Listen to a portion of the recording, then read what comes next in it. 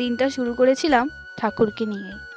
বাড়ির ঠাকুরকে পুজো দিয়ে চলে গিয়েছিলাম সেই কামাখ্যা মন্দির। আর এই কামাখ্যা মন্দির যদি তোমরা যেতে চাও তাহলে চলে যাবে আশিঘর মোড় পার করে, নরেশ মোড় পার করে, ফরেস্ট হয়ে সেই নেপালি বস্তি। তো হ্যালো বন্ধুরা, welcome back to my channel. আমি সুস্মিতা, তোমরা সবাই কেমন আছো? আশা করি সবাই ভালো আছো। বন্ধুরা, কাল ছিল আমার জন্মদিন।